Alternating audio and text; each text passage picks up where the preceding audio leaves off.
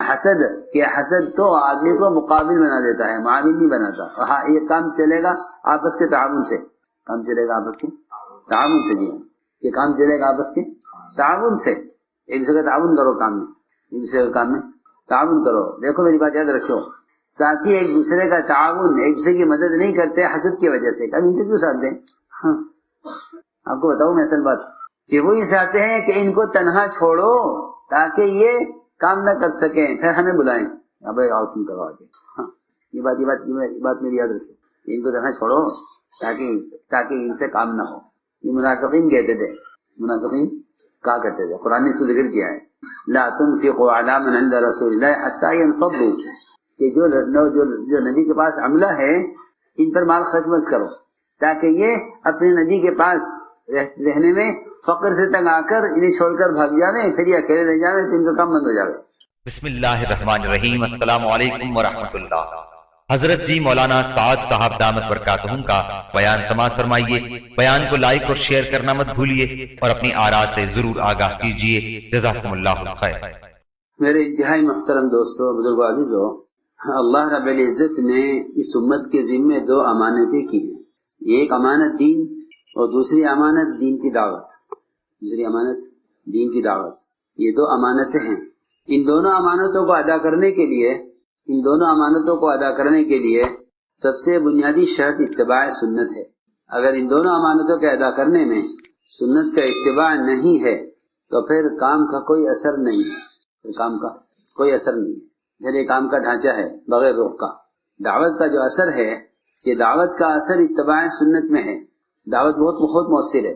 دعوت بہت مؤثر ہے. جن دلوں کے بارے میں یہ یقین کر لیا جاتا تھا کہ اس دل میں ایمان داخل نہیں ہو سکتا، دعوت نے ایمان کو وہاں بھی داخل کیا ہے. حضرت عمر رضی اللہ عنہ کا بارے مشہور تھا یہ کہ خطاب کا گدھا ایمان لا سکتا ہے، خطاب کا بیٹا عمر ایمان نہیں لا سکتا. اس لیے کفر یہ سمجھتا تھا کہ ہمارے پاس اگر سب سے مضبوط آدمی ہے تو عمر ہے. جی اللہ رب العزت نے حضور اکرم صلی اللہ علیہ وسلم کے دعوت کے اسلوب سے جو اسلام کے خلاف شدید تھے، اللہ نے ان کو اسلام کی موافقت میں سخت بنایا. اسلام کی موافقت میں سخت بنایا. اشدہم فی امر اللہ عمر، کہ اللہ کے دین کے معاملے میں عمر سے زیادہ سخت کوئی نہیں. کیونکہ حضور اکرم صلی اللہ علیہ وسلم کا جو طرز دعوت ہے کہ آپ کا طرز دعوت دشمن کو دوست بنانے کے لیے ہے، دشمن کی دشمنی کو بڑھانے کے لیے نہیں ہے. دشمنی کو بڑھانے کے لیے نہیں ہے. ہمارا جو، اللہ مجھے معاف کرے، کہ ہمارا جو مزاج اور طرز ہے وہ دشمن کی دشمنی کو بڑھانے کے لیے ہے. یہ بات توجہ جائے گی، وہ دشمنی کو بڑھانے کے لیے کہ ان کو غصہ دلاؤ تاکہ یہ مقابلہ کریں تو ہم مقابلہ کریں. یہ نہیں.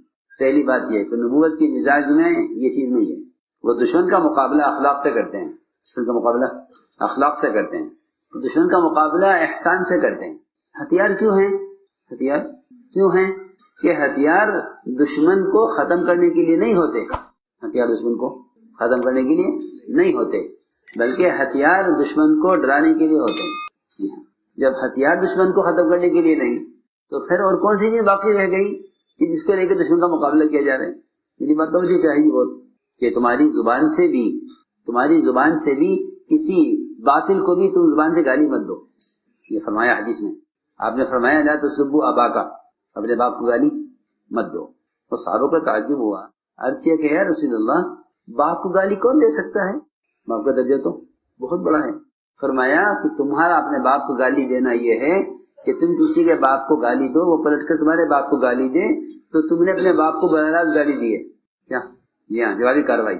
میری بات دھیان سے سننا. بہت کیا جوابی کاروائی، وہ جواب دے گا گالی کا. آپ اس کے باپ کو گالی دیں گے تو آپ کے باپ کو گالی دے گا. یہ ایسا نہیں ہے کہ اس نے آپ کو باپ کو گالی دی ہے، بلکہ آپ نے خود اپنے باپ کو گالی دی ہے. یہ ہے حدیث کا مفہوم. فرمایا لا تسبوا اباکا. تو میں نے عرض کیا یہ ہتھیار تو ان کو ڈرانے کے لیے ہیں. اعدوا لهم ما استطعتم من قوة ومن رباط الخيل ترهبون به عدو الله وعدوكم ترهبون به. ڈراؤ ان کو تاکہ ڈر کر اسلام میں آ جائیں. ہاں، ڈر کر اسلام میں آ جائیں. تو ایک صحابی پر تلوار اٹھائی، ایک صحابی نے ایک کافر پر تلوار اٹھائی. وہ کافر نے فوراً کلمہ پڑھا. کہیں سے؟ قتل کے ڈر سے کلمہ پڑھا. تو انہوں نے قتل کر دیا اس خیال سے کہ یہ جان بچانے کے لیے کلمہ پڑھ رہا ہے. تو آپ نے فرمایا کہ تم نے اس کے کلمہ پڑھنے کے بعد اس کو قتل کیسے کر دیا؟ عرض کیا وہ تو جان بچانے کے لیے پڑھ رہا تھا. فرمایا تم نے دل چیر کر کیوں نہ دیکھا کہ اس کے دل میں کلمہ ہے یا نہیں؟ حالانکہ دل کھول کے دیکھنے سے کلمہ لکھا ہوا نظر نہ آتا اس میں، یہ ممکن نہیں ہے. یہ تلوار تو اس لیے تھی تاکہ وہ کلمہ پڑھ لے. اس نے جب کلمہ پڑھ لیا تو تمہارے تلوار کا مقصد پورا ہو گیا. یہ بات ہے جو میں کہنے چاہتا ہوں. یہ کیا کلمہ پڑھ لیا تو تلوار کیا ہو گئی؟ حرام ہو گئی. حرام. آپ تلوار نہیں رکھ سکتے، اس نے کلمہ پڑھا. یہ میں نے مثال دی ہے. تو لوگ یہ سمجھتے ہیں کہ ہماری زبان سے اور ہمارے جواب سے لوگ مغلوب ہو جائیں گے. یہ نہیں، یہ مثال کرنا چاہتا ہوں. یہ نہیں، بلکہ اگر تم دشمن کو مغلوب کرنا چاہتے ہو تو اس میں سنت طریقہ یہ ہے کہ تم اس کو مغلوب کرو اپنے احسان سے اور اخلاق سے. اسے مغلوب کرو احسان اور اخلاق. کیونکہ اس دعوت کی سنت کا کمال یہ ہے کہ اذیت کا بدلہ احسان سے دو تو امت بن جائے گی. امت بن جائے گی. اور اگر کام کرنے والوں نے خصوصاً اور عام مسلمانوں نے عموماً اذیت کا بدلہ اذیت سے دیا، اذیت کا بدلہ اذیت سے دیا، تو امت میں ایک دوسرے کا مقابلہ پیدا ہوگا. ان کا مقابلہ کرو. اسی میں نے ایک دو باتیں عرض کی ہیں بہت ضروری. دو امانتیں ہیں ہمارے ذمہ، ایک دین، دوسرے دین کی دعوت. تو دین کی دعوت کا اسلوب کیا ہے؟ دین کی دعوت کا اسلوب کیا ہے کہ آپ صلی اللہ علیہ وسلم کی دعوت کا اسلوب یہ ہے کہ سب سے پہلی بات تو یہ کہ آپ کی دعوت میں عمومیت ہے تاکہ عمومیت سے امت بنے. عمومیت سے امت بنے. آپ کی دعوت میں عمومیت ہے. ہمارے کام میں اس لیے طبقاتی جوڑ کا کوئی تصور نہیں ہے کہ طبقہ جوڑو. مالداروں کا طبقہ، غریبوں کا طبقہ، پروفیسران کا طبقہ، ڈاکٹروں کا طبقہ، ریلوے کا طبقہ، یہ اس کا ہمارا گنجائش نہیں ہے. کیوں؟ اس لیے کہ امت تو طبقات میں پہلے سے بٹی ہوئی ہے. دعوت تو ان کو جمع کرنے کے لیے ہے. دعوت ان کو جمع کرنے کے لیے ہے. امت تو ہے طبقات میں بٹی ہوئی. اور جتنی امت کے درمیان خریزیاں ہیں، جتنی امت کے درمیان عداوتیں ہیں، جتنی امت کے درمیان آپس کی لڑائی جھگڑے ہیں، وہ سب طبقاتی فرق کی وجہ سے ہیں. حاکم محکوم کے درمیان، عوام خواص کے درمیان، مالدار غریب کے درمیان، حاکم محکوم کے درمیان، سب کے درمیان. اونچے خانہ والے نیچے خانہ والوں کو دباتے ہیں، نیچے خانہ والے نیچے خانہ والوں کو دباتے ہیں. تو دبا کے رکھو ان کو، یہ سر نہ اٹھائیں. ہاں کیوں ہے یہ بات کہ امت میں جتنی بھی حالات ہیں اور فسادات ہیں اس کی اصل بنیادی وجہ یہ ہے کہ امت طبقات میں بٹی ہوئی ہے. کہ اللہ نے اپنے فضل سے ہمیں وہ کام دیا ہے جو مسلمان کو مسلمان سے متعارف کرائے گا.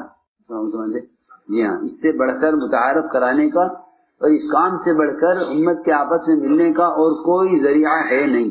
اور کوئی ذریعہ ہے نہیں. حج زندگی میں ایک مرتبہ فرض ہے، صرف ایک مرتبہ، اور وہاں بھی وہ جائیں گے جن کے پاس جانے کا انتظام ہے.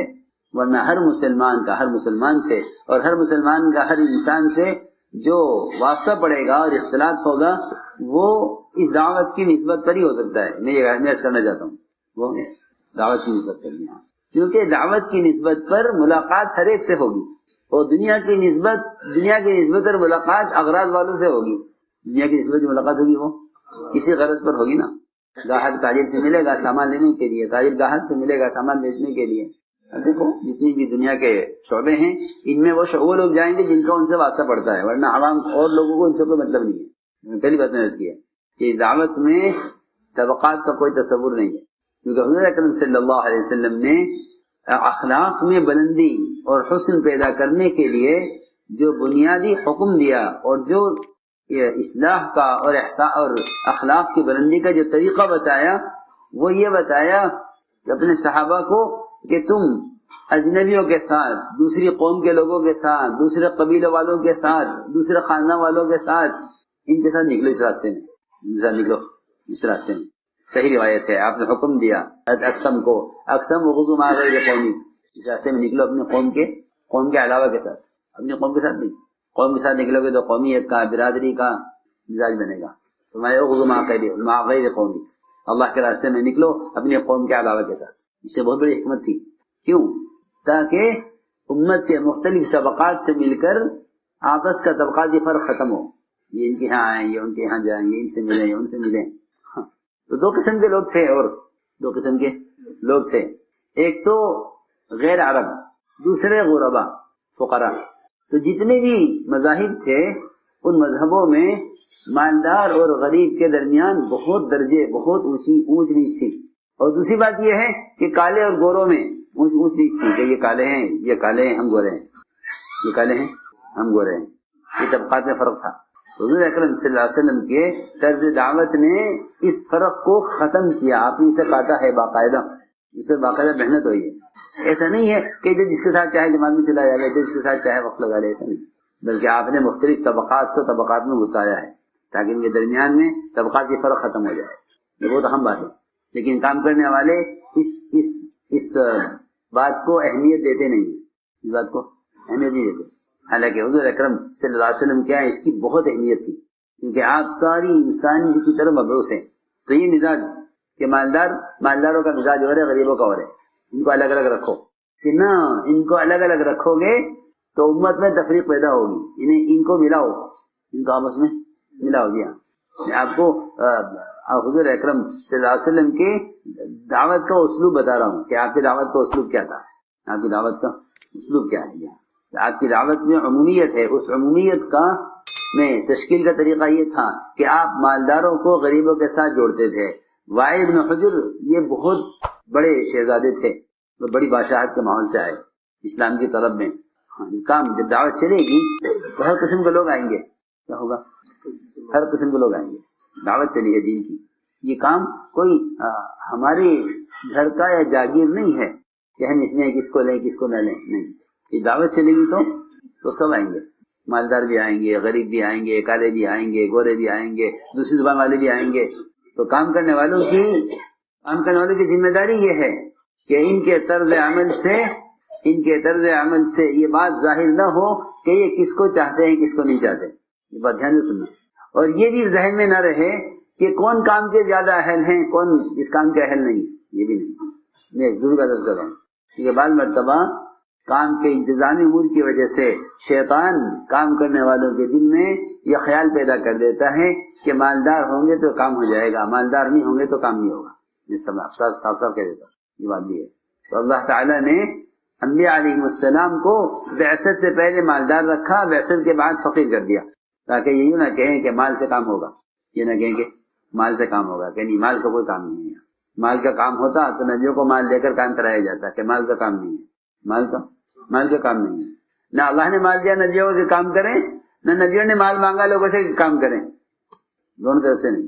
نہ خالق سے مال ملا نہ مخلوق سے، تاکہ معلوم ہو جائے یہ کام مال کا کام نہیں ہے.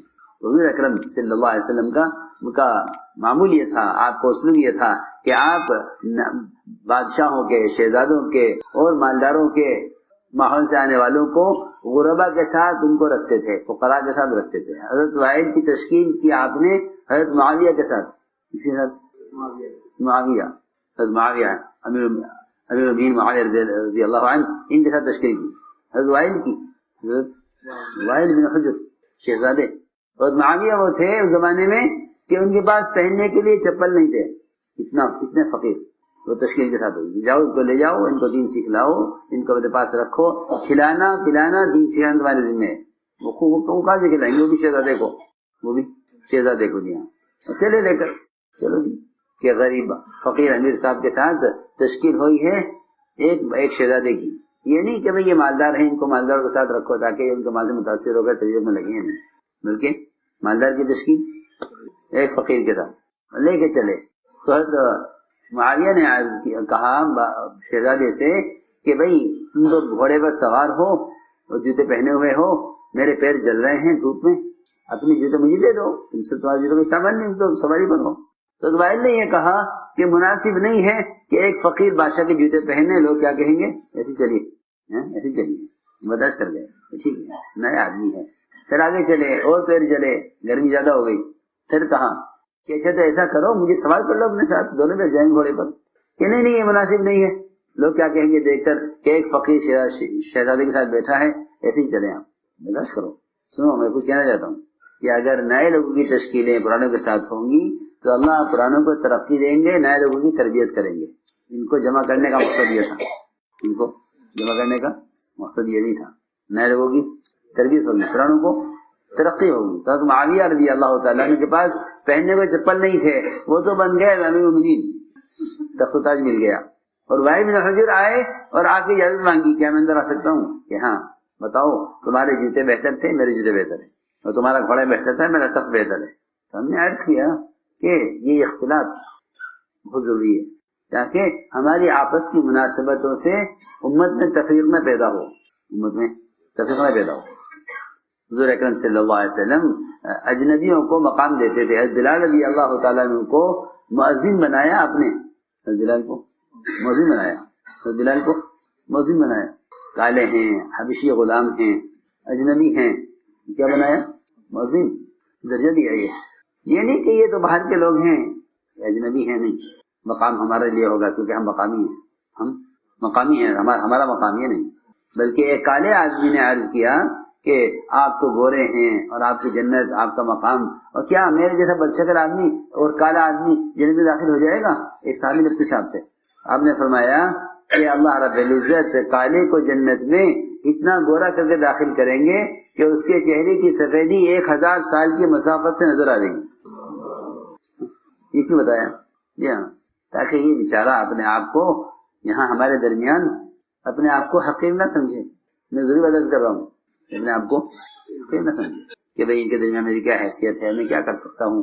حضور اکرم صلی اللہ علیہ وسلم کے طرز دعوت میں یہ بات تھی کہ ہر شخص سمجھتا تھا کہ میری ذمہ داری ہے. آپ کا طرز دعوت ہے. اس لیے فرمایا کہ تم کسی کو حقیر مت سمجھو، اس لیے کہ کام اللہ لینے والے ہیں. تم تو ایک آدمی کو حقیر سمجھ کر قابل نہیں سمجھو گے، اور اللہ رب العزت اس سے کوئی کام لینے کے لیے اس میں قابلی پیدا کر دیں گے. تم اس کے ظاہر کو دیکھو گے، اللہ اس کے باطن کو دیکھیں گے. کسی کو حقیر مت سمجھو، کسی کو حقیر مت جانو. حضور اکرم صلی اللہ علیہ وسلم نئے آنے والوں کے لیے یہ مقام رکھتے تھے.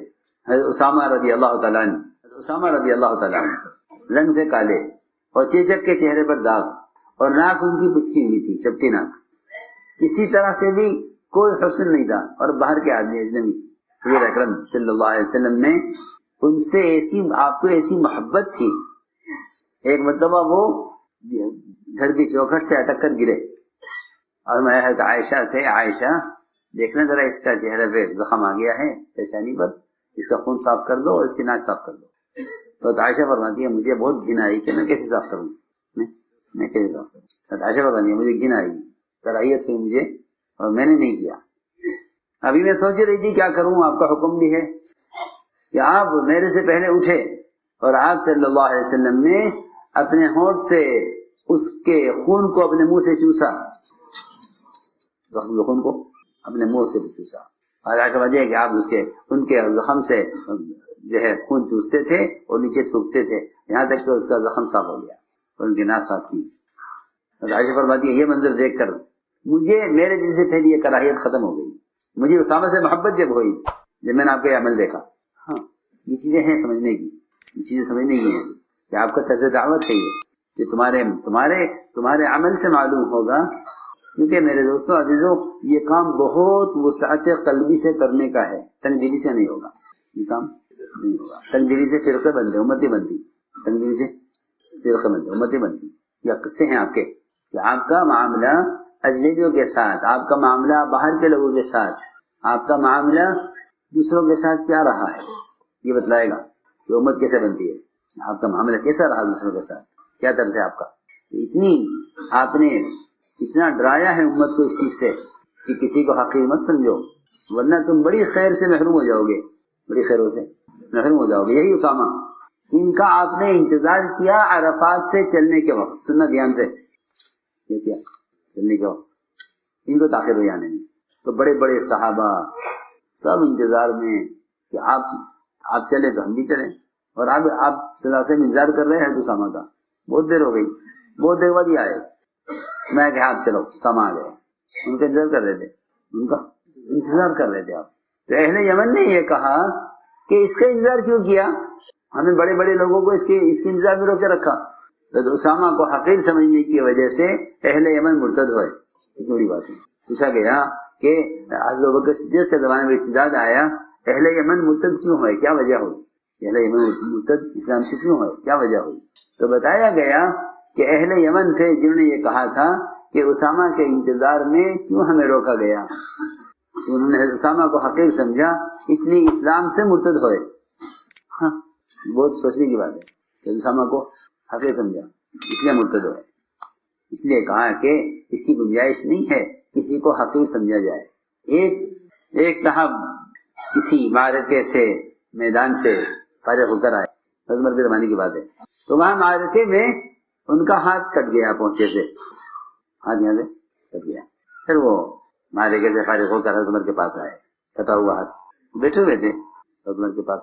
پھر کھانے کا وقت آ گیا، دسترخوان لگنے لگا کھانے کا، تو انہیں خیال یہ ہوا کہ میرا ہاتھ کٹا ہوا ہے اور لوگ مجھ سے گھن کریں گے، میرے ساتھ کھانا پسند نہیں کریں گے، لہذا مجھے ایک طرف ہو جانا چاہیے، مجھے ایک طرف ہو جانا چاہیے۔ وہاں سے اٹھے، ایک طرف ہو گئے، دسترخوان لگا تو سمجھ گئے کہ اپنا کٹا ہوا ہاتھ، کٹے ہوئے ہاتھ کی وجہ سے یہ ہمارا لحاظ کر رہا ہے، اس لیے یہ ایک طرف ہو گیا۔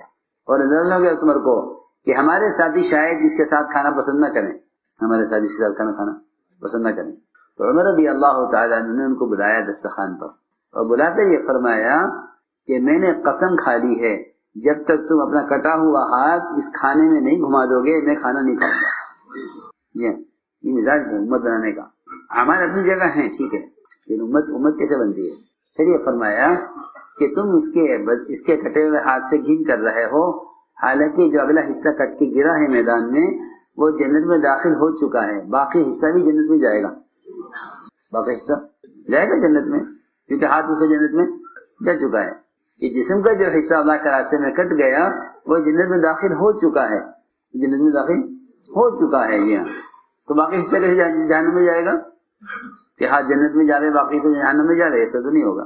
تو یہ فرمایا کہ اللہ تو اس کے بدن کو جنت میں داخل کرنے والے ہیں اور تم اسے کٹے ہوئے ہاتھ سے گن کر رہے ہو۔ یہ مثال دے رہا ہوں، یہ مزاج تھا۔ تو ہم نے عرض کیا کہ امت کے درمیان کا طبقاتی فرق ختم کرو، اور اس کا بہترین موقع ہمارے کام میں ہے، اس کا بہترین موقع اس کام میں ہے کہ امت کے ہر طبقے کے ساتھ چلنے کا مزاج بنے۔ ایک عالم مجھ سے پوچھ رہے تھے کہ علماء کا سال کیوں لگوایا جاتا ہے؟ میں نے کسی سال لگوایا جاتا ہے تاکہ پوری زندگی امت کے ہر طبقے کے مزاج کو پہچان کر پوری زندگی سب کے ساتھ چلنا آ جائے۔ 3 سال تھے علماء کے، ٹھیک ہے، 3 سال، 1 سال ہندوستان میں، 1 سال عرب میں، 1 سال مغربی ممالک میں، جی ہاں، تاکہ ان 3 طبقے ہیں اصل میں، عرب اور ہند اور غرب، ان تینوں کے ساتھ ان تینوں میں 1 سال لگا لو تاکہ امت کے مزاج کو ان کے ساتھ اختلاط کر کے ساتھ رہ کر پہچانو۔ یہ اس کی حکمت تھی۔ تو میں نے ساری باتیں یہ سمجھانے کے لیے عرض کی ہیں کہ تبلیغ کوئی تنظیم نہیں ہے کسی کو رکھا جا رہا ہے، کسی کو نکالا جا رہا ہے، نہیں، بلکہ ایک امت کا اجتماعی کام ہے، امت کا اجتماعی کام ہے، یہ امانت ہے۔ اس امانت کی ادائیگی کا یہ اسلوب ہے کہ آپ صلی اللہ علیہ وسلم کی دعوت میں عمومیت ملے گی۔ آپ نے طائف سے واپسی پر عداز غلام کو دعوت دی ہے، عتبہ شیبہ موجود تھے، ان کو دعوت نہیں دی، عداز غلام کو دعوت دی۔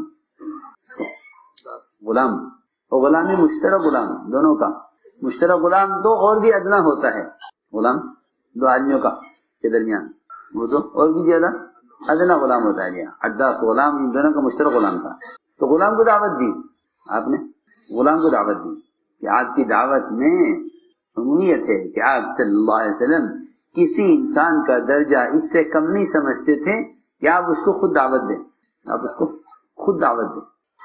ہاں، یہ نہیں کہ یہ ہمارا مقام نہیں ہے، ہم اپنی حیثیت کے لوگوں سے ملیں، یہ نہیں کہ ہم اپنی حیثیت کے لوگوں سے نہیں کہ ہم اپنی حیثیت کے لوگوں سے ملیں، یہ مزاج تبلیغ میں نہیں ہے۔ یہ دعوت تبلیغ کا مزاج یہ نہیں ہے کہ آپ اپنی حیثیت کے لوگوں سے ملو، بلکہ اپنی حیثیت سے نیچے اتر کر ملاقاتیں کرو، جی ہاں، تاکہ درمیان کا جو فرق ہے یہ ختم ہو۔ ہم ایک شیخ کی ملاقات کے لیے گئے، لوگوں نے بتایا کہ یہ کام سے مانوس نہیں ہے، اور مانوس ہی نہیں ہے بلکہ بہت غلط خیال رکھتے ہیں کام کے بارے میں، کچھ فتوے بھی دیے انہوں نے کام کے خلاف کچھ فتوے بھی دیے، اور وہ کہتے ہیں کام بدعت ہے۔ ہم نے کہا ٹھیک ہے، اگر کوئی شخص کام کے بارے میں کوئی غلط خیال رکھتا ہے تو غلطی اس کی نہیں ہے، غلطی ہماری ہے کہ ان کو صحیح بات ہم نے ان کو بتلائی نہیں ہے نا، صحیح بات بتلاؤ جا کے، کسی نے غلط بتلا دی تم صحیح بتا دو، کسی نے غلط بتایا تم صحیح بتا دو۔ تو میں نے کہا کچھ بھی صحیح، ہم تو ملاقات کریں گے ان سے، ملاقات کریں گے، کسی بھی صحیح، کوئی بھی صحیح ملاقات کریں گے۔ ہم گئے، عجیب قصہ ہے، ہم گئے تو آپ کہاں سے آئے؟ ہم نے کہا کہ ہم ہندوستان سے آئے ہیں حج کے لیے، خیال ہوا کہ علماء سے کی زیارت کریں، آپ کی زیارت کے لیے آئے. کہنے لگے کہ ہندوستان میں کہاں سے آئے؟ تو ہم نے کہا نظام الدین سے آئے ہیں. تو دیکھو جماعت کے لیے پورا تعارف. تو میرا اتنا ہی کہا تھا کہ وہ زور زور سے رونے لگے. پریشان ہو گئے کیا ہوا؟ ہمارے ساتھی تو کہہ رہے تھے کہ وہ شاید ملاقات بھی نہیں کریں گے، دروازہ بھی نہیں کھولیں گے، آپ کے سلام کا جواب بھی نہیں دیں گے، لیکن وہ رونے لگے. ہم بیٹھے کے پاس کیا بات ہے؟ عجیبہ بتلائی انہوں نے بتلایا کہ جب ان کو ذرا رونا کم ہوا ان کا اور وہ سکون ہوا ان کو، تو کہنے لگے کہ میں ایک کانفرنس میں مجھے جانا تھا ایک ملک میں. وہاں میں پہنچا تو ڈرائیور، ٹیکسی ڈرائیور مجھے لیا ایئرپورٹ سے، اور ہوٹل میں جہاں ان کا کانفرنس تھی وہاں مجھے جانا تھا. تو ٹیکسی والا کہنے لگا کہ عصر کی نماز تیار ہے، وقت ہو گیا، یہاں اتنی نماز پڑھنے کیا پڑھ لو. تو عالم کہتے کہ میں وہاں نماز کے لیے اتر گیا مسجد میں. وہاں گیا تو عصر کی نماز بالکل تیار تھی، کھڑی ہو گئی. میں نماز پڑھی. نماز پڑھنے صاحب نے اعلان کیا کہ تشریف رکھیں، دین کی بات. بیٹھ گیا کہ دیکھیں کیا دین کی بات، کون ہے کیا ہے. انہوں نے بات کی، بات سنی میں نے، لیکن میں سمجھا نہیں کہ یہ کیا ہے. تو میں نے پوچھا برابر والے سے کہ تم کون ہو، ہمارے کیا مذہب ہے؟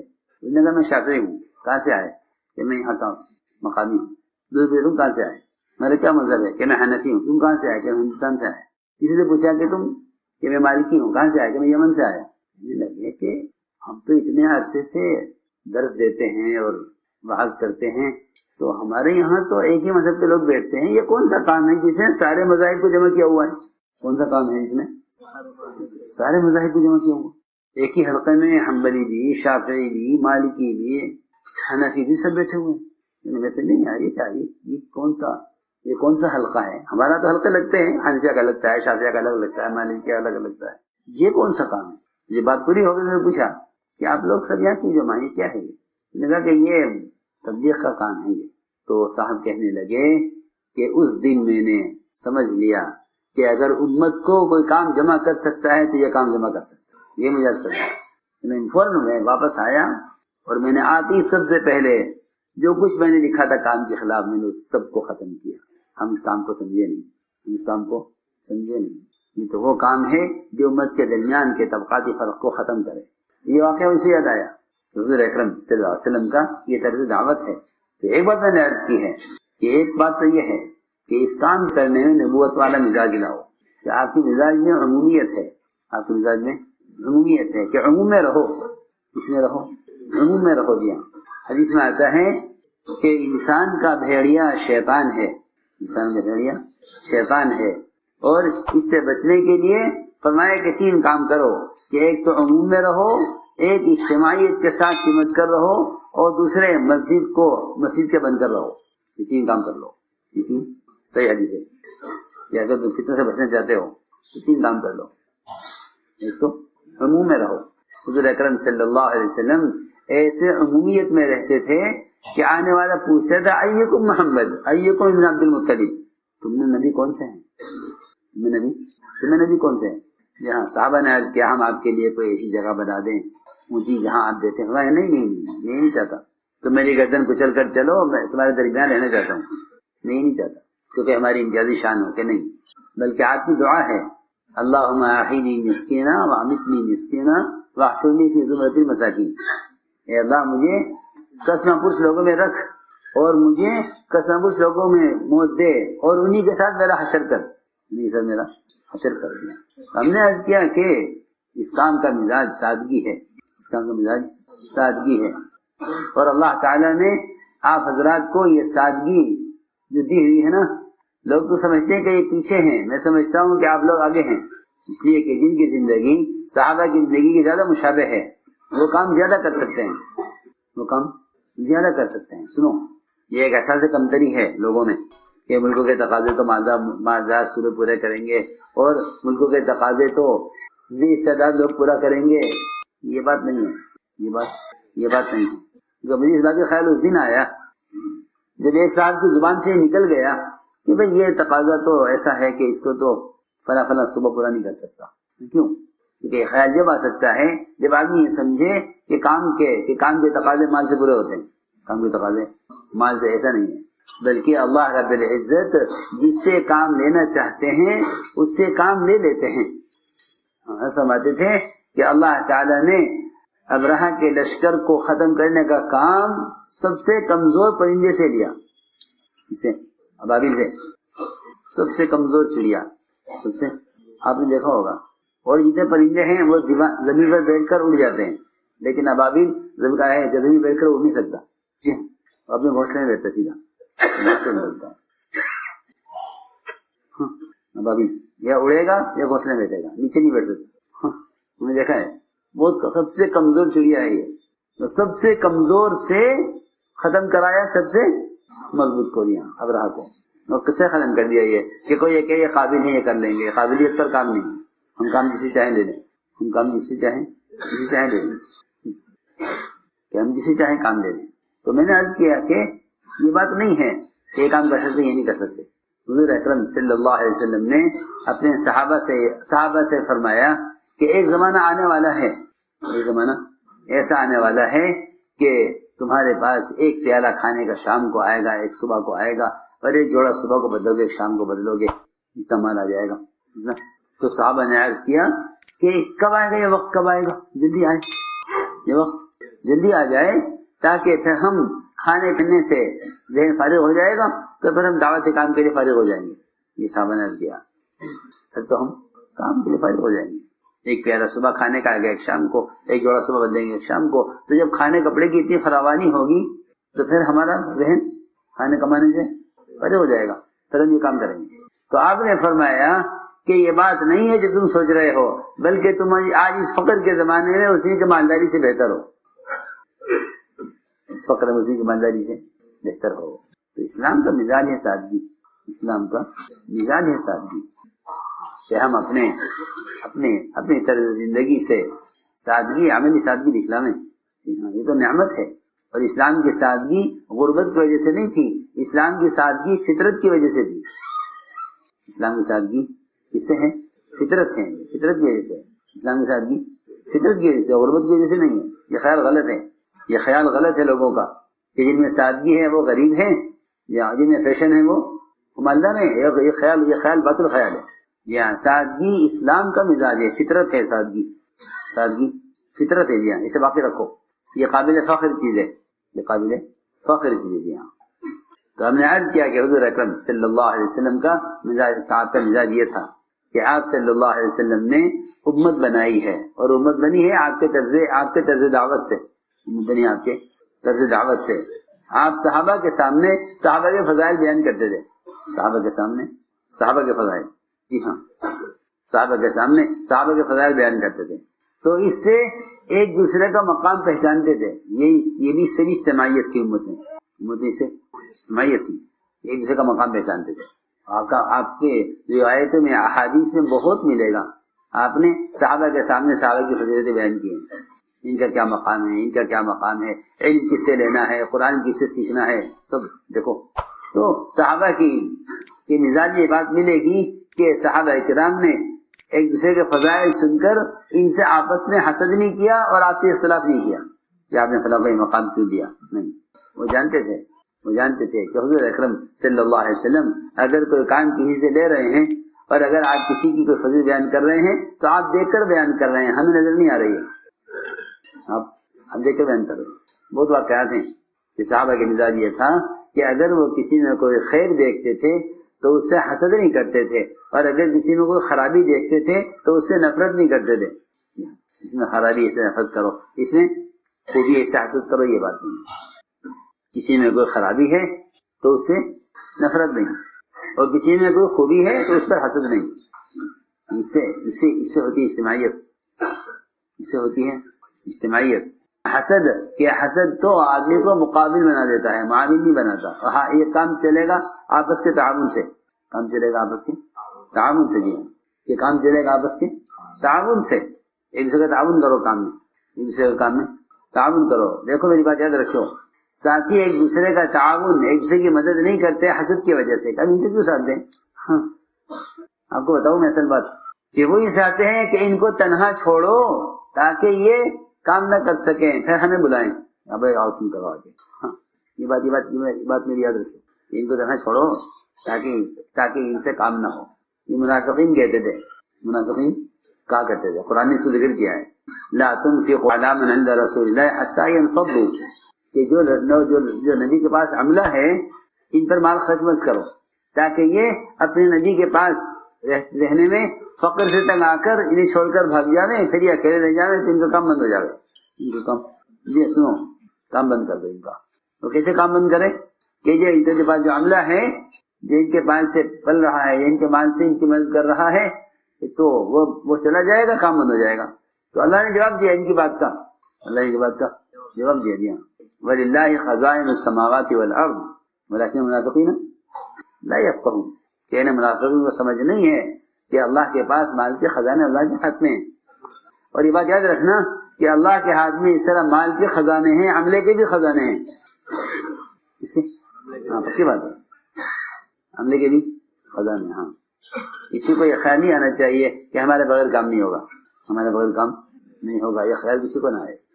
ہاں کیونکہ اسے اللہ کے پاس مال کے خزانے ہیں, اسے اللہ کے پاس مال کے بھی خزانے ہیں, یعنی عملے کے مال کے بھی خزانے اور مال کی بھی خزانے.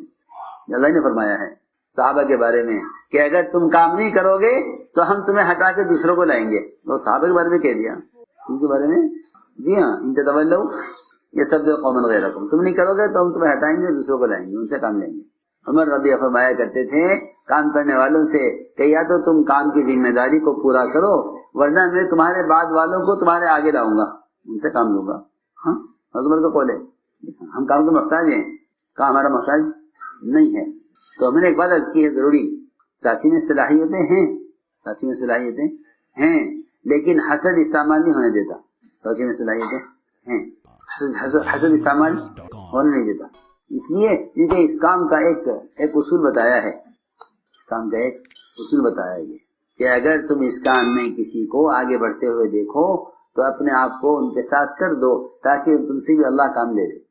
سینئر جونیئر ہمارے یہاں نہیں ہوتے, سب کام اجتماعی. حضور اکرم صلی اللہ علیہ وسلم مسجد نبوی کی تعمیر میں بھی اور بیت اللہ کی تعمیر میں بھی آپ پتھر خود اٹھاتے تھے, پتھر خود اٹھاتے تھے. آپ سے ایک پتھر اٹھا نہیں, بھاری تھا, تو آپ نے بیٹھ کر پیٹ کا سہارا لیا اسے اٹھانے میں.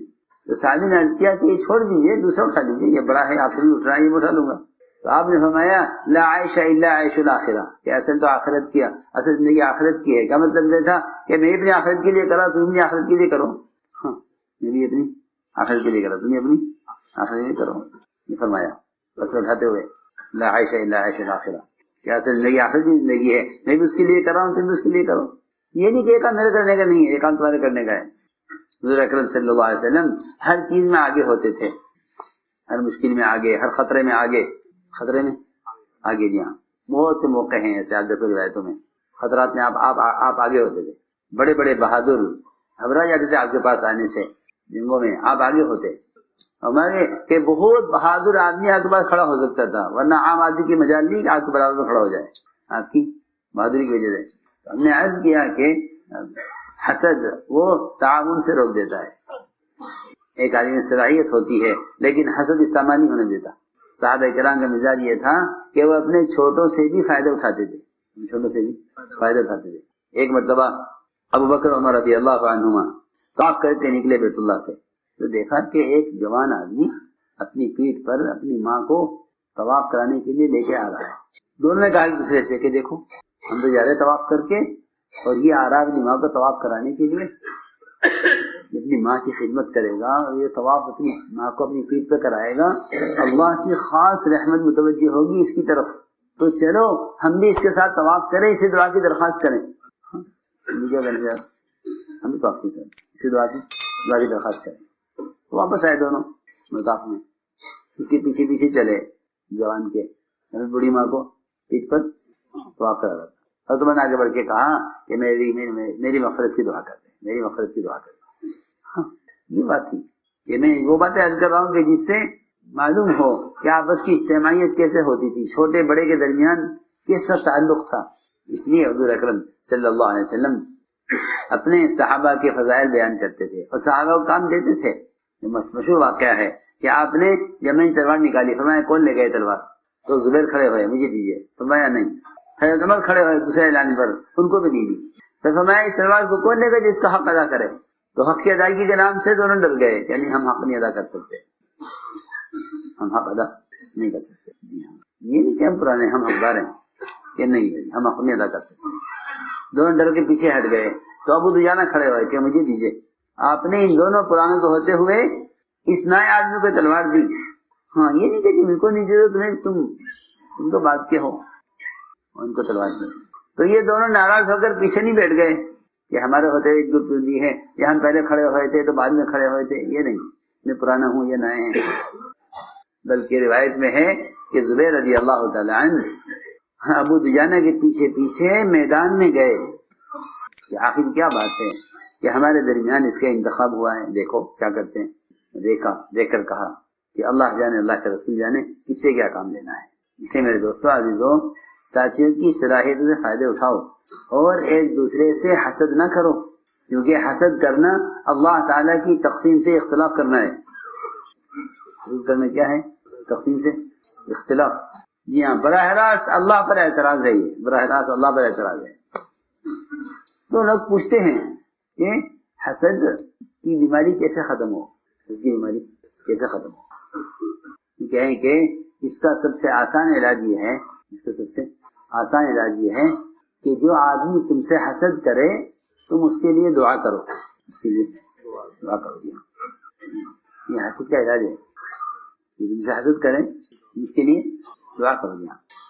کہ جس سے تم حسد کرو اس کے لیے دعا کرو. ہاں یہ جس سے تم حسد کرو اس کے لیے دعا کرو. یہ تم اس کے لیے دعا کرو گے تو تمہارے اندر سے حسد کی بیماری ختم ہو جائے گی. کیونکہ حسد کا تقاضا ہوتا ہے نعمت کو ضائع کرانا اور دعا کا تقاضا ہے نعمت کو باقی رکھنا. حاسد کو چاہیے کہ محسود کے لیے دعا کرے.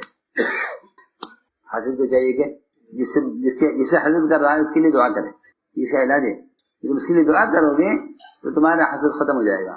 کیونکہ حسد کا تقاضا ہے نعمت کو ختم کرانا، دعا کا تقاضا ہے نعمت کو باقی رکھنا.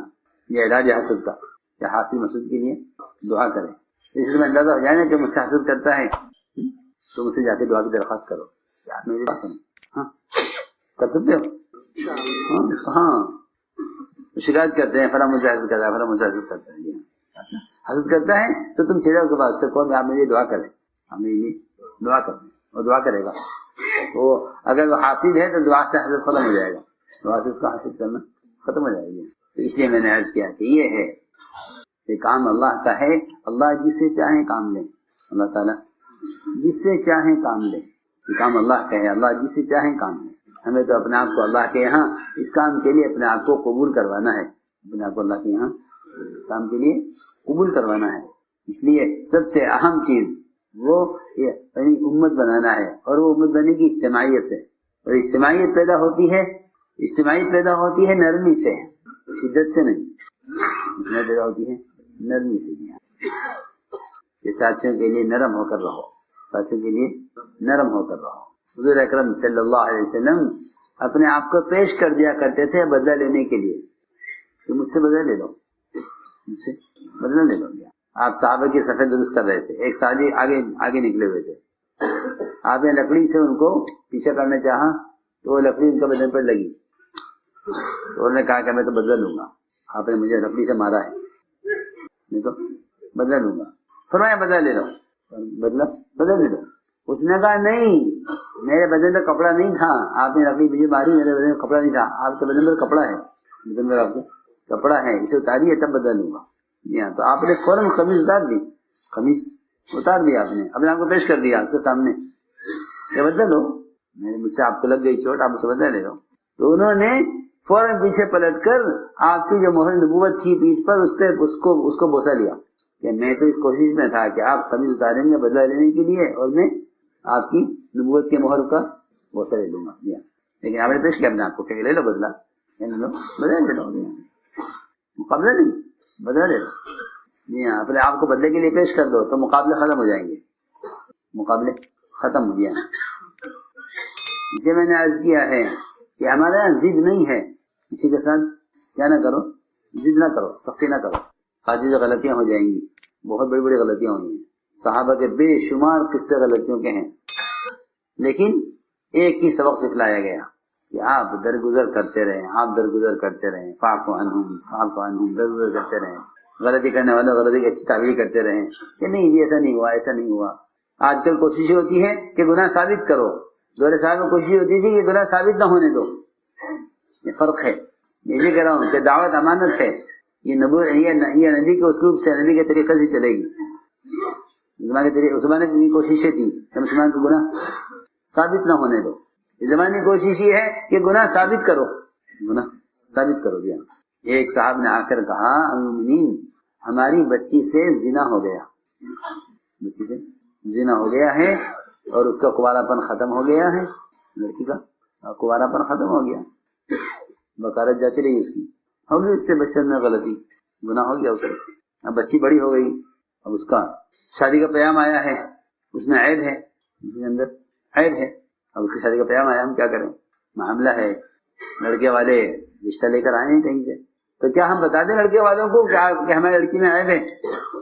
جی ہاں، ساتھیوں کو عیوب سنو، کتنے بیان کریں گے، لکھے ہوئے ملیں گے ساتھیوں کے پاس، ساتھیوں کے عیوب ساتھیوں کاپی میں لکھے ہوئے ملیں گے، فلاں نے یہ کیا، فلاں نے یہ کیا، فلاں نے یہ کیا، جی ہاں لکھے ہوئے ملیں گے۔ میرے خوبیاں لکھنے کے لوگ خرابیاں پھیلاتے ہیں، حضرت فرماتے تھے باطل کو مارنا ہے اس کا ذکر چھوڑ دو، مر جائے گا، باطل کو مارنا ہے تو اس کا ذکر چھوڑ دو، باطل مر جائے گا۔ لوگ باطل کو زندہ کرتے ہیں حق سمجھ کر، لوگ باطل کو زندہ کر رہے ہیں حق سمجھ کر، دیا کیونکہ حکم یہ ہے اہمیت الباطل بہتر کے ذکر ہی، کہ باطل کو مارنا چاہتے ہو اس کا ذکر چھوڑ دو، باطل ختم ہو جائے گا۔ حضرت عمر نے فرمایا اس کے والدین سے کہ اگر تم نے لڑکی کا حال لڑکے والوں کو بتلایا یا کسی کو تمہیں خبر کی میرے علاوہ، میرے پاس تو آگے تم یہ بات لے کر، اگر میرے تم دونوں کے علاوہ کسی اور کو اس کا علم ہوا تو میں تمہیں اتنی سخت سزا دوں گا کہ سارے ملکوں کے لیے یہ سزا عبرت بن جائے گی، سخت سزا دوں گا، ایسی سزا دوں گا اس سزا کسی کو نہیں دی ہوگی اگر تم نے خبر کی کسی کو۔ جی ہاں، کہ زنا کے عمل سے بڑی سزا دوں گا خبر کرنے والوں کو، زنا سے بڑی سزا دوں گا خبر کرنے والوں کو۔ فرمایا اس لڑکی کی شادی ایسے کرو جیسے تم ایک پاک دامن ایک نیک لڑکی کی شادی کرتے ہو، ایسے شادی کرو، اور کسی کو بتلانا مت کہ لڑکی نے کیا کیا ہے۔ جن سے شادی کرے ان سے بھی مت کہنا کہ ہمیں لڑکی میں عیب ہے، بالکل نہیں، اس کی ایسی شادی کرو جیسے پاک دامن لڑکی کی شادی کرتے ہو۔ اس لیے میں نے عرض کیا کہ کوئی خرابی ظاہر ہو کسی سے تو خوبی تلاش کرو، ایک آدمی کے اندر 99 خرابی ہیں، ایک خوبی ہے، تو ایک خوبی کی وجہ سے ہم اس کی 99 خرابیوں کی طرف توجہ نہیں دیں گے، ایک خوبی کی وجہ سے اس سے محبت کریں گے، ایک خوبی ہے۔ جی ہاں، یہ طرز ہے کام کا۔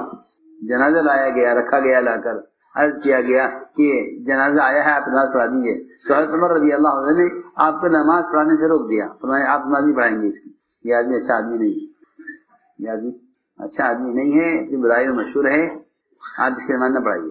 تو آپ نے اعلان کیا صحابہ میں اس مرنے والے کے لیے کوئی خوبی کسی کو معلوم ہو تو بتاؤ، کوئی ایک عمل اس نے کیا ہو بتاؤ۔ ہاں، یہاں تو اعلان ہوتے تحقیق ہوتی ہے کہ بھائی اور کسی کو اس کے بارے میں کوئی غلطی معلوم ہو تو بتاؤ تاکہ غلطیاں جمع کریں۔ ہاں، یہاں اعلان ہو رہا ہے خرابی جمع کرنے کے لیے، وہاں اعلان ہو رہا ہے خوبی تلاش کرنے کے لیے۔ یا ایک صحابی کھڑے ہوئے، عرض کیا کہ ہاں اس مرنے والے نے فلاں فلاں موقع پر اللہ کے راستے میں ایک رات پہرا دیا ہے۔ فرمایا آپ نے کہ جو آنکھ اللہ کے راستے میں پہرا دینے میں جاگی ہے وہ جہنم کی آگ نہیں دیکھے گی۔ فرمایا عمر پیچھے ہٹ جاؤ، تمہیں کوئی حق نہیں ہوگا ہمارے بارے میں سوال کرنے کا۔ یہ ہے طرز دعوت کا۔ اس لیے فرمایا کہ ان سے درگزر کرو اور ساتھیوں کے لیے استغفار کیا کریں، ساتھیوں کے لیے استغفار کیا کریں، وہ ضروری ہے۔ ساتھیوں کے لیے استغفار کیا کریں بھائیوں میں۔ آپ تو منافقین کے لیے جو ستا رہے ہیں، اندر گھسے ہوئے ہیں، کافروں کے ساتھ ملے ہوئے ہیں، آپ تو ان کے لیے استغفار کرنے پر تیار ہیں۔ حضرت عمر روکے آپ کو اور آپ استغفار کریں، یہاں تک کہ حضرت عمر کے چاہنے پر قرآن آ گیا کیا بھی استغفار نہ کریں۔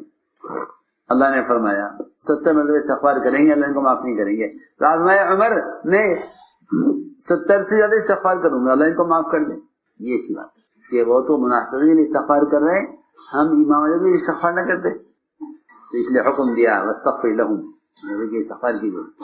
اور ایک حکم یہ دیا ہے بہت اہم بہت بڑا، وشاورہم فی الامر، کہ نبی جی آپ ان سے مشورہ کیجیے۔ دیکھو بھائی ہمارے کام میں مشورہ اصل ہے، کام میں مشورہ اصل ہے۔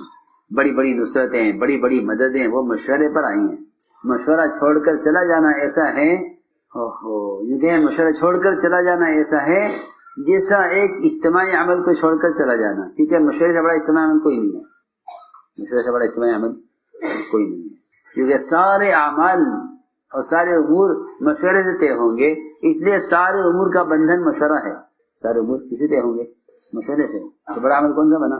مشورے کا لیا کہ اسلام کا رکن نماز اور کام کا رکن مشورہ، یہ بات ہے، اسلام کا رکن نماز، لیا نماز اسلام کا رکن ہے، اگر نماز درست ہے تو سارا دن درست ہو جائے گا، یہی بات اس میں ہے کہ تمہارا مشورہ صحیح ہے تو پھر بڑی بڑی مددیں نصرتیں وہ اللہ تعالیٰ مشورے پر نازل کریں گے، اللہ اس پر مشورہ بنیا، اس لیے قرآن نے مشورے کو نماز کے ساتھ بیان کیا ہے، اس کی اہمیت بتانے کے لیے مشورے کو بیان کیا ہے، اس کے ساتھ نماز کے ساتھ بیان، زکوٰۃ کا، جہاد کا، روزے کا، حج کا کوئی ذکر نہیں ہے، یہاں کسی فریضے کا ذکر نہیں ہے، نماز اور مشورہ دونوں کو جمع کیا ہے، اللہ استجاب وقام الصلاۃ وامرهم شورى بینہم، کہ نماز قائم کرتے ہیں اور آپس میں مشورہ کرتے ہیں، اس لیے فرمایا کہ نماز کہ مشورہ نماز کی صفت پر ہے، مشورہ نماز کی صفت پر ہے کہ تمہارے مشورے کا ایک فیصل ہو، جیسے تمہاری جماعت کا ایک امام ہوتا ہے، تمہاری جماعت کا ایک امام، جی ہاں، امام کے بغیر جماعت نہیں ہے، امام کے بغیر جماعت ہے ہی نہیں، امام کے بغیر افراد ہیں، کہ لازم ہے کہ تمہارے مشورے کا ایک فیصل ہو، جیسے تمہاری جماعت کا ایک امام ہو، اور جیسے امام کو لقمہ دیتے ہو ڈرتے ہوئے، اس طرح ذمہ دار کو رائے دو ڈرتے ہوئے، ڈرنا کس سے کہ ذمہ دار سے کہ نہیں، بلکہ اس سے ڈرو کہ میری رائے میں میری نفسانیت تو داخل نہیں ہے، ڈرتے ہوئے رائے دو، ڈرتے ہوئے رائے دو، یہ کہا رائے ڈرتے ہوئے دو، اڑتے ہوئے نہیں، رائے دینے میں کیا کرنا ہے؟ ڈرنا ہے، اڑنا نہیں ہے، کہیں نہیں ملے گا کہ صحابہ رائے میں اڑتے ہوں، نہیں، ہاں کیونکہ صحابہ رائے دینے میں ڈرتے تھے، اڑتے نہیں تھے۔ عمر رضی اللہ تعالیٰ عنہ نے حدیبیہ کے موقع پر عمرہ کرنے کو بار بار کہہ دیا کہ وہاں عمرہ کریں، حالانکہ تو عمرہ عبادت ہے اور عمرے کے لیے آئے ہیں، مشرکین نے روک دیا، حکم آپ نے دیا کہ واپس چلو، اللہ کا حکم ہے واپس چلو، تو عمر رضی اللہ تعالیٰ عنہ وہ کہیں ہم تو عمرہ کریں، عمر اللہ کا حکم یہ ہے چلو، سنو غور سے بات، تو جب آپ پر وحی نازل ہونے لگی تو عمر رضی اللہ تعالیٰ ڈر گئے اور ڈر کر اپنی سواری لے کر ساتھیوں سے الگ ہو گئے کہ اللہ کا عذاب آ رہا ہے میرے اوپر، میرے رائے پر اڑنے کی وجہ سے میرے ساتھی پر عذاب نہ آئے، تو سواری لے کر الگ ہو گئے،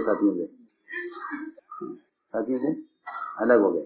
یہ نہیں کہ ساتھیوں کو الگ کرتے کہ آؤ بھائی عمرے کی رائے کس کی ہے میرے ساتھ ہو جاؤ، یہ نہیں، امت اس سے پڑتی ہے، امت میں تفریح سے پیدا ہوتی ہے کہ آؤ میرے رائے والے کون کون ہیں میرے ساتھ ہو جاؤ، کون کون عمرہ کرے گا آ جاؤ ہمارے ساتھ، نہیں، بالکل نہیں، حضرت عمر تنہا الگ ہوئے، ڈر گئے، سواری کو لے کر صحابہ سے الگ ہو گئے کہ اللہ کا عذاب آ رہا ہے میرے رائے پر اڑنے پر، حالانکہ وہ عمرہ کرنے کا عبادت کا عمل ہے، عمرہ ایسی عبادت جو بیت اللہ کے علاوہ کہیں ہو نہیں سکتی، تو میں نے عرض کیا کہ رائے دے کر ڈرنا ایمان کا تقاضا ہے، اور رائے دے کر اڑنا یہ نفاق کا مزاج تھا، میں آپ کو بتا رہا سچی بات، رائے دے کر اڑنا یہ نفاق مزاج ہے یہاں، اس لیے کہ فیصلے کے بعد اپنی رائے کو بھول جانا یہ ایمان کی علامت ہے، فیصلے کے بعد رائے کو بھول جانا ایمان کی علامت ہے یہاں، فلا وربک لا یؤمنون حتی یحکموک فیما شجر بینہم ثم لا یجدوا فی انفسہم حرجا مما قضیت ویسلموا تسلیما، یہ آیت کہ تیرے رب کی قسم یہ لوگ ایمان والے نہیں ہو سکتے، تیرے رب کی قسم یہ ایمان والے نہیں ہو سکتے جب تک آپ کے فیصلے کے بعد اپنے دل کی رائے کو بھول نہ جائیں، ختم نہ کر دیں اور بات کو پوری طرح نہ مان لیں، ایمان والے نہیں ہو سکتے، یہ ہے اصل بات۔ اس لیے مشورے کا اہتمام کریں اور مشورے میں شرکت کریں اور رائے مشورے میں آ کر دیں، یہ مجاہدہ ہے مشورے کا، جیسے نماز کا مجاہدہ ہے کہ سردی گرمی آپ مسجد چل کر آئیں، نماز کی جگہ کیا ہے مسجد ہے جی، کہ جیسے نماز کے لیے مسجد چل کر آؤ اور جماعت کی نماز کے لیے آنے کا مجاہدہ کرو، اس طرح اجتماع مشورے کے لیے اب مشورے میں آنے کا مجاہدہ کرو۔ جی ہاں، لوگ اپنی دکان سے رائے دے دیتے ہیں، میرا یہ ہے دکان کی فکروں میں، جی ہاں وہاں گاہک سے بات چل رہی اور رائے دے رہے ساتھیوں کو، جی ہاں تو کہیں سے رائے لے لیتے ہیں، موبائل سے رائے لے لیتے ہیں، موبائل سے رائے لے لیتے ہیں، جی ہاں، کہ جو اپنے تقاضے کو دبا کر مشورے میں نہیں آئے گا اللہ تعالیٰ اس کو امور مشورہ الہام نہیں کریں گے، تو امور مشورہ الہام کس سے کریں گے کہ تم اس کے لیے مجاہدہ کرو، تو ہم تم پر ہم تم پر خیر کی راہیں کھول دیں گے، تم پر ہم خیر کی راہیں کھول دیں گے۔ اللہ جانتے ہیں کون کس تقاضے کو دبا کر مشورے میں آیا ہے، کون کس تقاضے کو چھوڑ کر مشورے میں آیا ہے۔ اس پر اللہ تعالیٰ کی طرف سے امور کھلتے ہیں، تقاضے آتے ہیں ذہن میں، کام آگے بڑھتا ہے۔ اس لیے رائے دینے کی جگہ مشورہ ہے، رائے دینے کی جگہ مشورہ ہے۔ ابھی رائے پر اڑنا نہیں چاہیے، ابھی رائے دے کر آدمی بری ہو جاتا ہے، میں رائے دے دی میں بری ہو گیا، ابھی رائے دے کر آدمی بری ہو جاتا ہے۔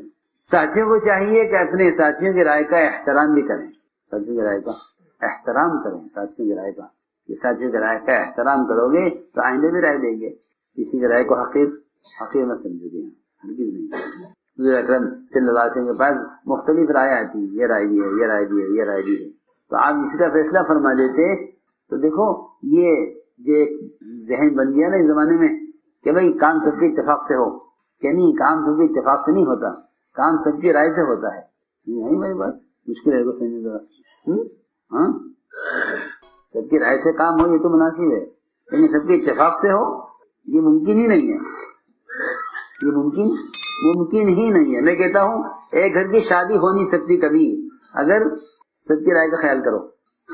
جی ہاں، ان کی رائے کچھ ہے، ان کی رائے کچھ ہے، تایا کی رائے کچھ ہے، جیجا کی رائے کچھ ہے، بھیا کی رائے کچھ ہے، نہیں ہوتا۔ لازم ہے کہ آپ مشورے میں کسی کو بڑا بنائیں گے، چار رشتے آئے ہوئے ہیں، کیا کریں لڑکی کے، ہاں تو کوئی بڑا کیا کرے گا، فیصلہ کرے گا۔ ایک گھر کی شادی نہیں ہو سکتی جب تک ایک فیصلہ نہ ہو کہ بھائی رائے تو سب سے لے لو، مگر سب کی رائے پر عمل ہو سکتا ہے کہ نہیں ہو سکتا، ممکن ہی نہیں ہے۔ کام سب کے اتفاق سے ہو یہ تو غلط خیال ہے، بالکل یہ چیز ناممکن ہے۔ دور نبوت میں نہیں ہوا یہ، اب کیسے ہو جائے گا؟ دور خلافت میں نہیں ہوا یہ، اب کیسے ہو جائے گا کہ سب کی رائے سے، سب کے اتفاق سے کام ہونا چاہیے؟ ایسا نہیں ہوتا، ایسا نہیں ہوتا جی۔ آپ کی وفات ہوئی، اختلاف ہو گیا، اس پہ اختلاف کہ آپ کا انتقال نہیں ہوا، اکبر ماننے کو تیار نہیں، تلوار نکال لی، جو کہے گا آپ کا انتقال ہو گیا میں اسے قتل کروں گا، کوئی نہ کہے آپ کا انتقال ہو گیا۔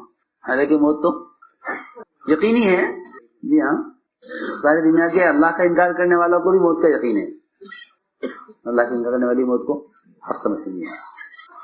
ابوبکر رضی اللہ عنہ کہ نہیں، قرآن میں آیت ہے، اگر میں ہاں اس آیت کا تو طرف خیال ہی نہیں گیا۔ ہاں پھر اختلاف کہ آپ کی تدفین کہ کہاں ہو، کہ جہاں مرتے ہیں وہی تدفین ہوتی ہے۔ پھر اختلاف کہ آپ کے مال کا کیا ہو، کہ نہیں نبی کے مال کو وارث نہیں ہوتا۔ تو یہ ہے کہ نہیں سب کی رائے ہو، ایسا نہیں۔ ابوبکر رضی اللہ تعالیٰ عنہ نے ہر بات کا جواب دیا اور لوگوں نے اسے مانا، اس کو لوگوں نے مانا، جی ہاں یہ صحیح بات ہے۔ یہ اتنے کے دو رائے ہو جائیں کہ تم یہ مان لو، تم یہ کر لو، تمہارے لیے ہمارے لیے نہیں، ایک بات۔ اجتماعیت اسی میں ہے، اسی میں اجتماعیت، جی ہاں۔ بہت قصے ہیں، سیرت پڑھو صحابہ کی کہ صحابہ کے مشورے کیسے ہوتے تھے، پوچھو دیکھو۔ حضرت عمر حضرت عثمان میں اتنا اختلاف ہوتا تھا رائے میں کہ لوگ سمجھتے تھے کہ آج کے بعد یہ کہیں اکٹھے نظر نہیں آئیں گے، لیکن مشورہ ختم ہونے سے پہلی جگہ محبت نظر آتی تھی دونوں میں۔ ہاں چھوڑ دیں کہ نہیں، چھوڑنا نہیں، مشورہ چھوڑ چلے جائیں کہ نہیں ہم مشورے میں نہیں آئیں گے، کہ ہمارا رائے پر عمل نہیں ہوا، یا نہیں۔ یہ بات اگر ملتی ہے تو منافقین میں ملتی ہے، پکی بات ہے۔ عبداللہ بن ابی بن سلول الگ ہو گیا تھا آپ سے کہ میرے رائے پر عمل نہیں ہوا، میں آپ کے ساتھ نہیں رہوں گا۔ دیکھو روایت میں احد کا قصہ پڑھو پورا، غزوہ احد کا، اس میں کہ میرے رائے پر عمل نہیں ہوا تو میں ساتھ نہیں دوں گا۔ پھر اعلان کر دیا میرے ساتھ کون کون ہے جو مدینے میں رہنا چاہے، وہ 300 آدمی اس ساتھ الگ ہو گئے۔ یہ کوئی طریقہ نہیں ہے، یہ کوئی طریقہ نہیں ہے، یہ جمہوریت کا نظام ہے، سنت کا نظام یہ نہیں ہے۔ ہاں یہ باطل نظام ہے، یہ باطل نظام ہے، جی ہاں۔ واک آؤٹ کرنا اور احتجاج کرنا نہیں، ہمارے کام میں یہ چیز بالکل نہیں ہے کہ واک آؤٹ کرو، احتجاج کرو، نہیں، الگ چلو، نہیں۔ جیسے نماز مسجد کی ایک نماز، ایسے مسجد کا ایک مشورہ۔ ہاں ہمارے ذمہ ہے کہ ساتھیوں کو منانا اور ان کو قریب کرنا اور ان کی غلط فہمی دور کرنا اور ان سے ملاقات کرنا اور ان کو اکرام سے لانا، یہ ہمارا کام ہے، سب کی ذمہ داری ہے۔ ہاں یہ نہیں کہ مقابلہ کرنا، ٹھیک ہے جی آپ ادھر ہم ادھر، یہ نہیں۔ ہمارے یہاں سے کوئی تقسیم نہیں ہے، یہ بات سب سن لیں، ہمارے یہاں سے کوئی تقسیم نہیں ہے۔ تقسیم کرنا ہر ایک کی اپنی رائے ہے، تقسیم کرنا سب سے اس کی جو تقسیم ہو اس کی اپنی رائے ہے تقسیم ہونا، ہمارے کام میں کوئی تقسیم نہیں ہے۔ سارا کام سب کے لیے، ساری امت کے لیے، تو ہمارا کوئی تقسیم نہیں ہے۔ سب کو اپناؤ، سب سے ملو، سب کو کام کے احوال سناؤ، تقاضے ڈالو، کام کرو، کیا کرو، کام کرو، کام۔ ہر بات کا جواب کام ہے، بات کا جواب بات نہیں ہے۔ اگر بات کا جواب بات سے دو گے تو یہ سلسلہ ختم ہی نہیں ہوگا کبھی. اپنے کام میں لگو, اپنے کام میں لگو. اس کو میں عرض کر رہا تھا, اسی بہت مثالیں حدیثوں میں ہیں. حضرت عمر نے عرض کیا ابوبکر صدیق رضی اللہ تعالیٰ عنہ سے کہ قرآن کو جمع کرا دیجئے, حفاظ قتل ہو رہے ہیں. حافظ قرآن کیا ہو رہے ہیں؟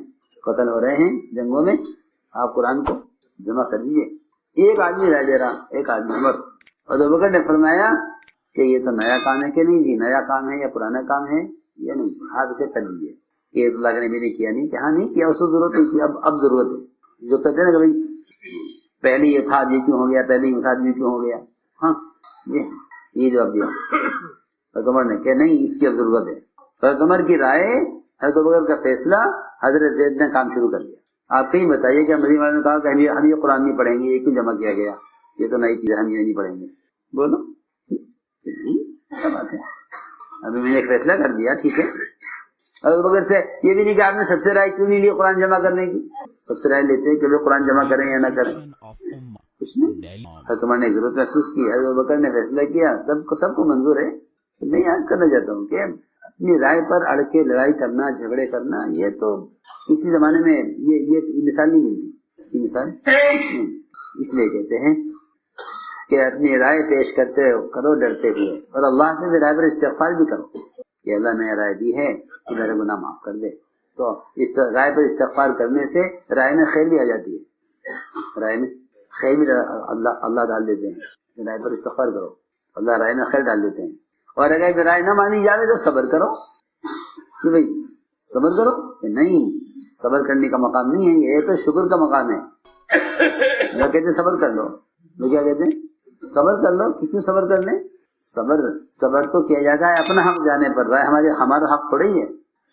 بھائی کوئی زمین جائیداد, کوئی دکان آپ کا قبضہ لیا کسی نے, آپ چھوڑ دیجئے, صبر کر لیجئے, تو کہا جائے گا صبر کرو.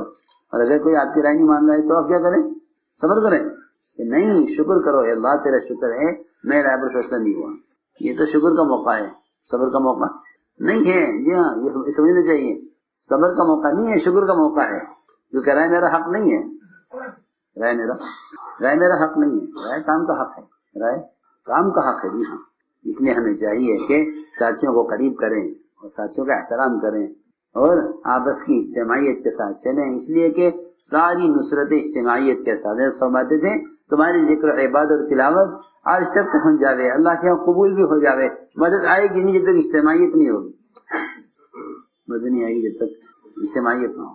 اس لیے ہمیں اپنی آپس کی اجتماعیت کے ساتھ چلنا ہے. آپ حضرات میں کہتا ہوں بہار کے نہیں, بنگالی مسجد کی ایک مکمل جماعت ہے, مسجد کی ایک مکمل جماعت ہے. اس لیے آپس کی اجتماعیت کے ساتھ جسے کہا پہچانتے ہوئے, اور دیکھو اپنے بوڑھوں کے ساتھ لگ مل کر چلو. جوانی کی استعداد کو مت دیکھو, جوانی کی استعداد کو مت دیکھو, بلکہ بوڑھوں کے ساتھ مل کر رہو. یہ طرز ہے بڑوں کا. حضرت علی فرمایا کرتے تھے رضی اللہ تعالیٰ عنہ کہ ایک بوڑھا آدمی میرے ساتھ رہے, مجھے اس کی رائے کی زیادہ ضرورت ہے ایک جوان کے ساتھ ہونے سے. بوڑھا آدمی کی رائے مجھے زیادہ پسند ہے جوان کے ساتھ ہونے سے. کہ بوڑھا آدمی رائے دے گا, بوڑھا آدمی رائے دے گا. جی ہاں, اور بوڑھوں کو چاہیے کہ ان نوجوانوں کو جوڑے اپنے ساتھ, کیونکہ بوڑھے دماغ کی طرح ہیں اور جوان اعضاء کی طرح ہیں. جوان, ہاں دیکھو سمجھنے کی بات, جوان اعضاء کی طرح, بوڑھے دماغ کی طرح. جی آپ جانتے ہیں کہ جب تک اعضاء کا تعلق دماغ سے رہتا ہے تو اعضاء سارے کام کرتے ہیں, اور جب کسی ہاتھ کا پیر کا تعلق دماغ سے ختم ہو جاتا ہے تو پھر اسے فالج پڑ جاتا ہے. اسی کو فالج کہتے ہیں. ایسے کہتے ہیں نا, کیوں بھائی فالج تو کیا ہوتا ہے. جی ہاں, ہاتھ کام نہیں کر رہا, پیر کام نہیں کر رہا, کیوں کہ اس کا تعلق دماغ سے کٹ گیا ہے. اسی میں کہتا ہوں کہ پرانے اور نئے ان کا آپس کا ایسا رشتہ اور ایسا گہرا تعلق ہو کہ جتنے تقاضے جو دماغ میں آئیں وہ سارے تقاضے ان کے تعلق سے نوجوان پورے کریں. بھاگا دوڑی یہ کریں گے, بھاگا دوڑی یہ کریں گے. جی ہاں, یہ ہے تعلق اعضاء کا اور دماغ کا. اسے حضور اکرم صلی اللہ علیہ وسلم قرآن سے رائے لیتے ہیں, مشورہ لیتے ہیں, علماء سے رائے لیتے ہیں. آپ کے مشورے والے علماء ہوتے تھے تاکہ ان کی رائے علم و شریعت کی حدود میں ہو. یہ بہت ضروری بات ہے. صرف کام کے تجربے سے کام نہیں چلے گا, یہ کام تو نبوت کا ہے, تو نبوت کا کام علم کی روشنی میں چلے گا. وہ اس کا کام سے چلے گا. جی ہاں یہ بہت ضروری بات ہے کہ وہ کام علم کی روشنی میں چلے گا. اس لیے خلفاء راشدین کے مشیر علماء ہوتے تھے. خلفاء راشدین کے مشیر علماء ہوتے تھے, وہ طبقے والے علماء ہوتے تھے. اس لیے ہمیں چاہیے کہ مشورے کا اہتمام کریں, اور سیرت میں دیکھیں مشورے پر جو برکتیں اور نصرتیں آئی ہیں. حسد کیا حسد بیان آپ کو پسند آیا ہو تو بیان کو لائک شیئر اور چینل کو سبسکرائب کرنا مت بھولیے. کمنٹس میں اپنی رائے کا اظہار ضرور کیجیے.